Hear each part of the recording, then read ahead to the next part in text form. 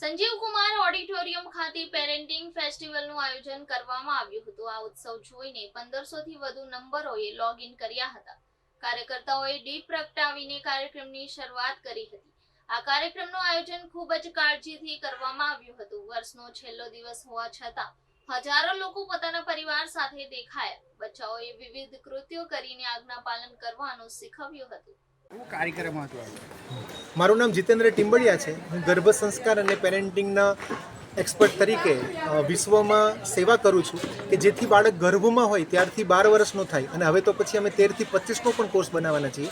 એટલે બાળક ગર્ભમાં હોય ત્યાંથી એના ઘરે બાળક આવે ત્યાં સુધીનું સાયકલ પૂરું કરીને અમે ઈચ્છા ધરાવીએ છીએ કે દરેક બાળક આખા વિશ્વનો, ભારતનો એવો તૈયાર થાય બ્રેન ડેવલપમેન્ટમાં કે એક નવા વિશ્વનું નિર્માણ થાય। તો એ અમારો ટાર્ગેટ છે, નવા ભારતનો અમારો ટાર્ગેટ છે।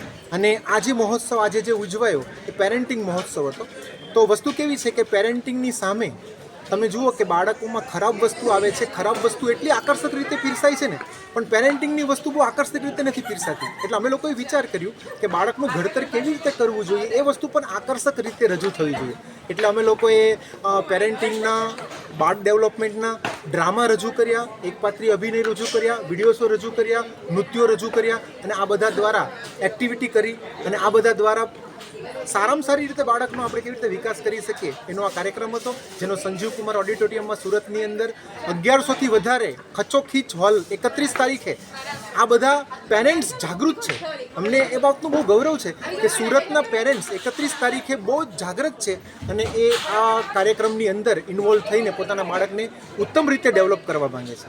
એટલે આ બહુ જ અદ્ભુત પ્રોગ્રામ હતો। બધા જ ખૂબ રાજી થયા અને આ પ્રોગ્રામની અંદર અમે એક વિશેષ જાહેરાત કરી છે, વિશેષ ઉદ્ઘાટન કર્યું છે અને એ ઉદ્ઘાટન છે વિદ્યાર્થી સામર્થ્ય પ્રકલ્પનું।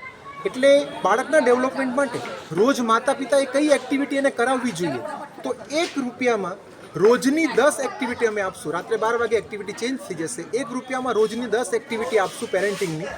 બાળક ગર્ભમાં હોય ત્યારથી 12 વર્ષનો થાય, રોજ એક્ટિવિટી મળતી હોય, દૈનિક એક્ટિવિટી, એવી વિશ્વની આ પહેલી મોબાઈલ એપ્લિકેશન છે જે સુરતની અંદર અમે લોકોએ બનાવી છે। છેલ્લા 14 વર્ષનું અમારું રિસર્ચ છે અને 50થી વધારે દેશોના 10 લાખથી વધારે માતા પિતા અમારી સાથે જોડાયેલા છે અને હજી પણ અમે આ ક્રાંતિને બહુ વિરાટ સ્વરૂપ આપવા માંગીએ છીએ કે જેથી પહેલાં ભારત જે સોને કી ચિડિયા હતું એ ફરીવાર બનવું જોઈએ। અને મારા મગજમાં બહુ ક્લિયર છે કે આપણે ગરીબ દેશમાં જન્મ્યા હતા, પણ આપણે મરીએ ત્યારે ભારત આર્થિક રીતે વિકસિત અને સંસ્કારોની રીતે બહુ જ અદ્ભુત હોવું જોઈએ। તો નરેન્દ્ર મોદી સાહેબ પણ આના માટે પ્રયાસ કરે છે। તો ગર્ભ સંસ્કારની ડ્રીમ ચાઇલ્ડ ગર્ભ સંસ્કાર ટીમ અને પેરેન્ટિંગ વેદા ટીમ આ કામ કરે છે જે વિશ્વમાં સૌ પ્રથમવાર છે। એટલે એનું અમને ગૌરવ છે અને આ બધા જ વાલીઓના ઘરે સારામાં સારી રીતે બાળકો જન્મે અને એ લોકોનો ઉત્તમ વિકાસ થાય એવી અમે ભગવાનને પ્રાર્થના કરીએ છીએ। આ માર્ગદર્શન તમે કઈ પદ્ધતિથી લોકો